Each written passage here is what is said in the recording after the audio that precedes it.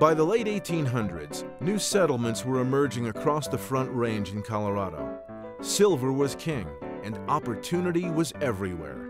Just east of Denver, the town of Fletcher was incorporated in April of 1891. Named after the nationally known developer Donald Fletcher, the new town soon boasted 39 citizens, the beginnings of a water system, and 14 new brick homes with indoor plumbing. 2 years later, the panic of 1893 brought on a national economic depression and a crash in the silver mining business. Hundreds of banks failed. Tens of thousands of companies went bankrupt. To make matters worse, Colorado and much of the West entered into 12 years of severe drought. Times were tough. Many new companies failed. But there was something about Fletcher, a sense of calm, a spirit of determination and success. The town persisted and in 1907 renamed itself Aurora. The rest, as they say, is history. By World War I, Aurora enjoyed its first building boom with the opening of Army General Hospital No. 21, later renamed Fitzsimmons Army Hospital.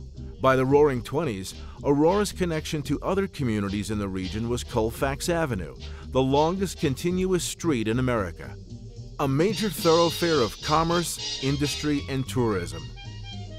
In the 1930s, construction began on Lowry Air Force Base just west of town, followed by Buckley Field to the east in the 1940s.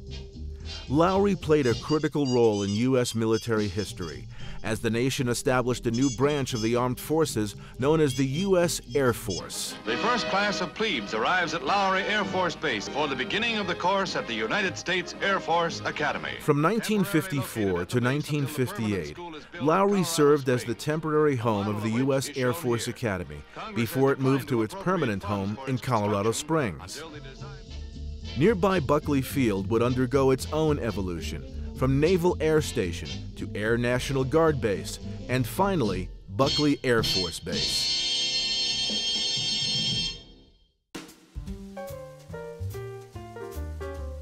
Aurora enjoyed another construction boom in the years following World War II. The expansion of the federal highway system and construction of I-70 gave Aurora easy access to an increasingly mobile nation. In the autumn of 1955, President Eisenhower stayed in Aurora for several weeks to receive treatment for a heart condition at Fitzsimmons Army Hospital. During his stay, Fitzsimmons was known as the White House of the West. Through the remainder of the 20th century, Aurora continued to capitalize on economic opportunity with strong local leadership, dynamic vision, and a commitment to regional development.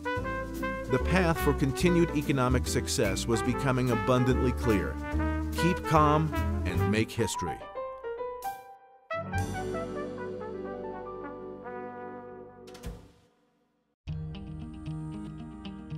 Building a major aerospace and defense economy for Colorado was not an easy task.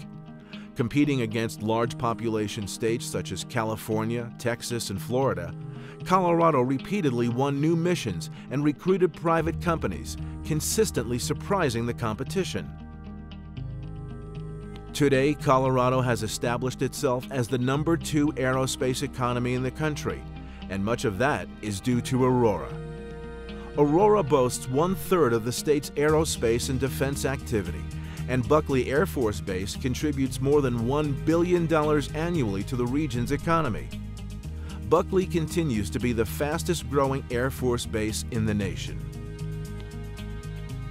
In bioscience and healthcare, the Aurora approach to economic development has paid off as well. Many communities would find the closing of a major military base to be a huge loss. When Fitzsimmons closed in the 1990s, the city lost $328 million in local economic activity and nearly 3,000 jobs. Rather than mourn the loss, Aurora calmly got to work on a major transformation of the 578-acre base. Today, the Anschutz Medical Campus and Fitzsimmons Life Science District is one of the largest medical-related redevelopment projects in the country, employing more than 21,000 people and contributing $4.5 billion annually to Colorado's economy. In transportation, Aurora has always recognized that roads, rail, and air transport are essential investments. When congestion became an issue on I-70 and I-25, Aurora worked in collaboration with regional government organizations and neighboring communities to establish I-225 and later E-470. One of the earliest proponents of light rail, Aurora has made significant investments in transportation infrastructure and continues to work with RTD to fully build out the light rail line along I-225. When the region outgrew the original Stapleton Airport, Aurora worked with Denver and Adams County to establish Denver International Airport on 53 square miles in then unincorporated Adams County. DIA is now the 5th busiest airport in the United States and the 13th busiest airport in the world, serving more than 53 million passengers a year.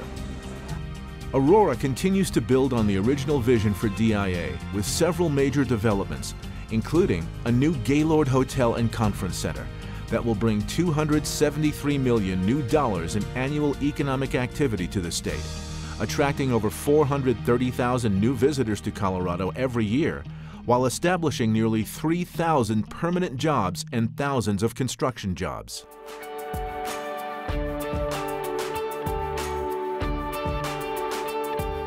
The residents of tiny Fletcher, Colorado, would not recognize the Aurora of today, with our cutting-edge industries and best-in-class infrastructure. By any measure, economic development has been an unqualified success here. What those early residents of Fletcher would recognize, however, is the spirit, the undaunted spirit of success, of innovation, vision, and collaboration. The spirit to keep calm and make history.